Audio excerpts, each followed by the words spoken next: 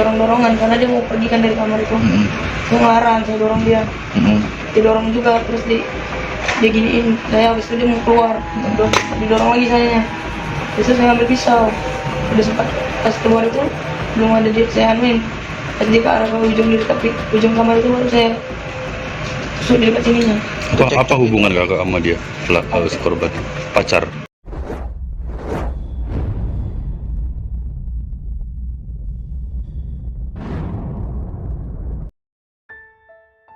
Hai sahabat Arti, Assalamualaikum. Apa kabar hari ini semuanya? Semoga semua dalam keadaan sehat dan bahagia ya.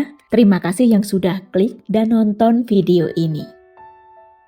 Di balik unggahan Facebook resep masakan dan juga kutipan religi, tak ada yang menyangka jika wanita pemilik akun Fania Putri Milenia, yakni wanita cantik usia 25 tahun ini, akan berakhir sebagai tersangka pembunuhan sang pacar.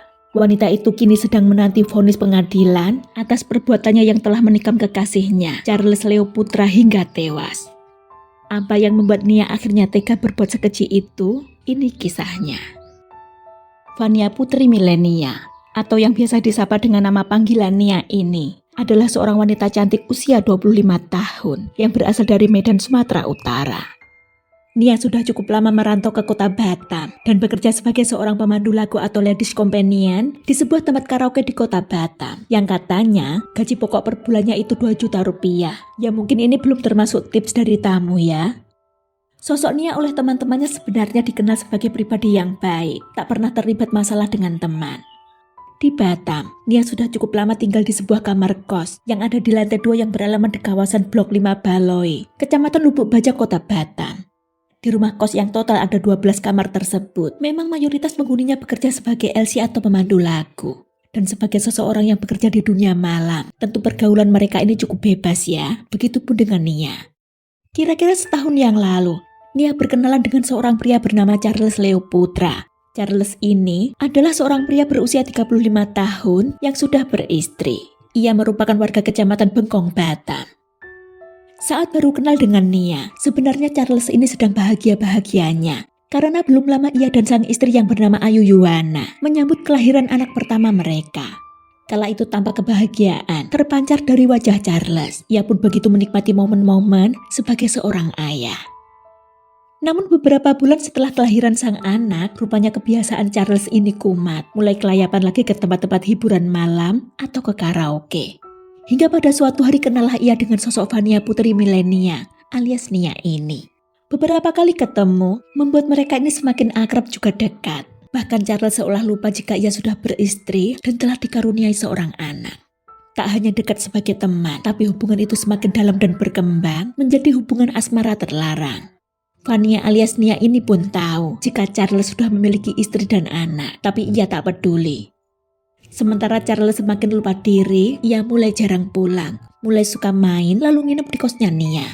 Padahal tempat kos berlantai 2 dengan 12 kamar itu ada penjaganya. Tapi biasanya saat ada tamu datang, hanya diwajibkan melapor ke penjaga, ingin menemui siapa dan di kamar berapa, selebihnya bebas.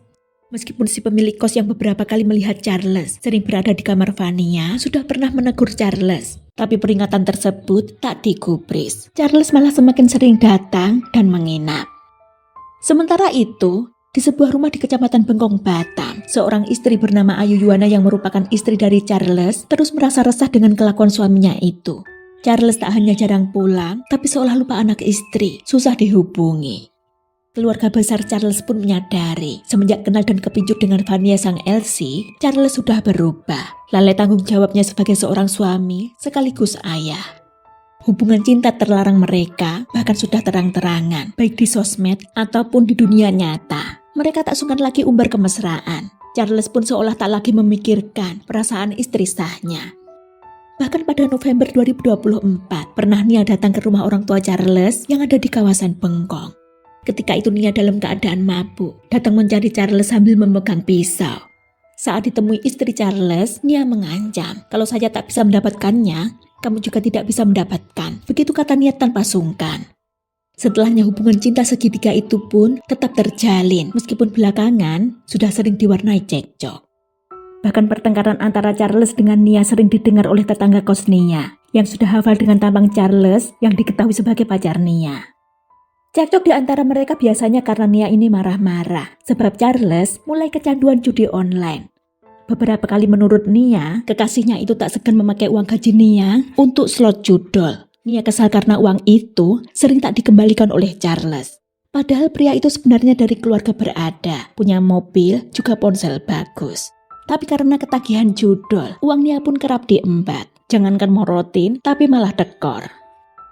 Hari itu Kamis dini hari 3 April 2025, Nia baru pulang ke kos bersama Charles dari tempat hiburan malam. Setelah tiba di kos tak berapa lama kemudian, Nia ini berniat ingin mengantarkan pulang keponakannya. Berhubung karena sudah dini hari, dan Nia sendiri dalam keadaan agak puyeng akibat minum miras, maka ia meminta pada Charles agar mengantarkannya dengan motor. Saat dalam perjalanan itulah, sejoli itu sudah mulai cekcok. Karena itu Nia lalu menyuruh Charles agar turun saja. Selanjutnya Nia sendiri yang mengantar keponakannya pulang. Sementara Charles kembali ke kos Nia jalan kaki. Sekitar 3:30 dini hari saat Nia tiba, cekcok mereka berlanjut. Lagi-lagi katanya karena Nia marah setelah tahu uangnya diambil lagi dan dipakai oleh Charles untuk judol lagi. Mereka saling dorong sambil saling memaki. Charles yang kesal ingin pergi tapi dicegah oleh Nia. Efek mabuk miras ditambah lagi kekesalan yang menumpuk. Dini hari itu emosi Nia tak terkendali. Saat itulah Nia mengambil sebilah pisau yang ada di atas meja kamarnya. Melihat itu, Charles sempat lari keluar kamar, tapi dikejar oleh Nia. Wanita setengah mabuk yang sudah kalap itu langsung menikamkan pisaunya ke arah dada sebelah kiri Charles hingga beberapa kali. Ketika penusukan itu terjadi, sempat didengar oleh penghuni kos lain yang berusaha melerai, tapi terlambat. Charles yang mengalami luka tusuk berusaha lari turun ke lantai 1, namun kemudian ambruk karena lukanya yang parah. Sementara Nia yang mengejar, melihat itu barulah panik. Vania dengan dibantu beberapa teman kosnya berusaha membopong Charles, membawanya ke rumah sakit Elizabeth Labuan Baja, kota Batam. Namun setelah diberikan pertolongan beberapa saat, sekitar waktu subuh Charles menghembuskan nafas terakhirnya. Ia tak mampu bertahan. Karena itulah, Vania putri milik Nia, pacar korban ini diamankan oleh polisi saat di rumah sakit itu juga. Dari hasil visum diketahui, Charles mengalami beberapa luka tusuk di lengan dan beberapa di dada kiri yang menembus organ vital. Itulah yang membuat korban kehilangan nyawa. Dalam interogasinya, Nia mengakui serta menceritakan penikaman yang dilakukannya. Ia mengatakan emosi lantaran korban sering memakai uang gajinya sebagai LC untuk judi online. Tak hanya sekali dua kali, tapi sudah berkali-kali katanya. Dalam persidangan kasusnya di Pengadilan Negeri Batam, saksi-saksi yang dihadirkan justru memberatkan Vania. Salah satunya Cinta, salah seorang penghuni kos yang sempat melihat peristiwa itu. Dari keterangan Cinta, ia sempat mencium bau alkohol dari mulut Vania saat kejadian. Sementara dari kesaksian Hendra Azril yang merupakan adik kandung korban, ia bersaksi membenarkan jika pelaku atau Nia memang pernah datang ke rumah orang tuanya di Bengkong dan mengancam istri korban. Meskipun kesaksian tersebut dibantah oleh Nia, tapi adik korban mengatakan jika ada orang lain yang bisa bersaksi atas kejadian tersebut. Adik korban tersebut juga membantah keterangan pelaku serta isu di media sosial yang menyebut jika korban sering meminta atau menggunakan uang pelaku untuk judol. Menurut adik korban, saat kenalan dengan pelaku, korban atau kakaknya sudah punya mobil Sigra dan HP Samsung yang mahal. Jadi menurut si adik ini tak mungkin kakaknya sampai minta uang kepada pelaku. Menurut keluarga korban, itu hanya alasan yang dibuat oleh pelaku saja. Tapi yang membuat keluarga korban geram adalah sikap dan gelagat Vania yang selama persidangan seolah tak menyesal. Bahkan pelaku ini tak meminta maaf kepada keluarga korban, terutama istri korban. Vania duduk tenang menjawab semua pertanyaan dengan gamblang. Selain sudah mengganggu rumah tangga korban, pelaku juga menghilangkan nyawanya yang tak mungkin bisa kembali. Bahkan anak korban yang masih kecil harus menjadi yatim.